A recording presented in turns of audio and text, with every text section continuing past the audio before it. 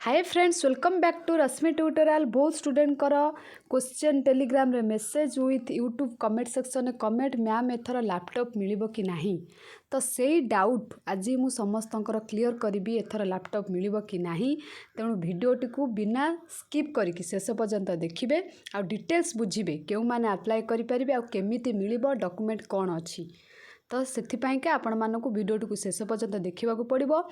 ता सहित जदि आपण मैंने आम चैनल को प्रथम थर पाइंका विजिट करुँच प्लीज सब्सक्राइब करी पाखर थिबा बेल आइकन टी प्रेस करदेवे एंड ऑल नोटिफिकेशन क्लिक करदेवे जद्वारा ये टाइप्र इंपोर्टाट वीडियो मु अपलोड कले तार नोटिफिकेशन सर्वप्रथम आपण मैंने पाइपर।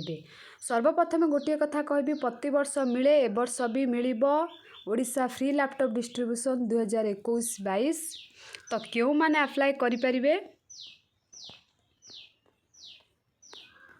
डिटेल्स रे कहबे आपण मानक। एटा देखंतु name Odisha free laptop distribution launched by CM Naveen Patnaik, launched for meritorious students of Odisha state. Benefit कौन पाइंका टेक्नोलॉजिकल एडवांसमेंट। ऑफिशियल वेबसाइट होची dheodisha.gov.in www.dheodisha.gov.in रे आपण माने सर्च करिकी मोबाइल क्रोम ब्राउजर जाइए सर्च करिकी डिटेल्स देखि पारिबे।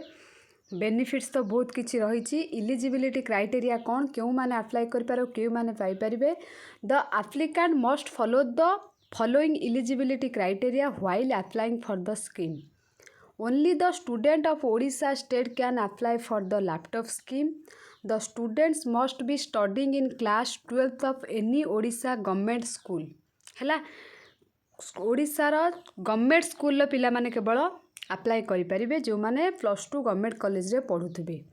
ता सहित the student must have got a good amount of marks to be eligible for the free laptop. जो माने भल मार्क रखिथिबे सेही माने लैपटॉप पाइंका एलिजिबल हेबे।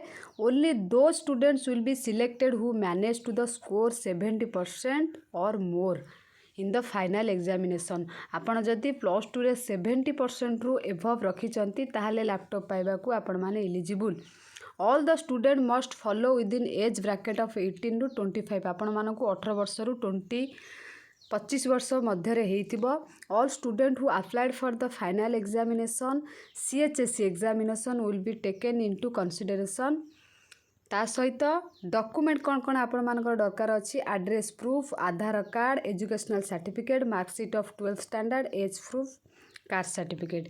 तो आपण मानकर जो दिन रिजल्ट बाहरिबो तापरे आपण माने जो वेबसाइट मु कहली www.dheodisha.gov.in सेही वेबसाइट रे सर्च करिकी आपण मानकर जदि 70% एभव अछि एतिक डॉक्यूमेंट नहीं कि आपण माने अप्लाई करि परिबे लैपटॉप पाइका।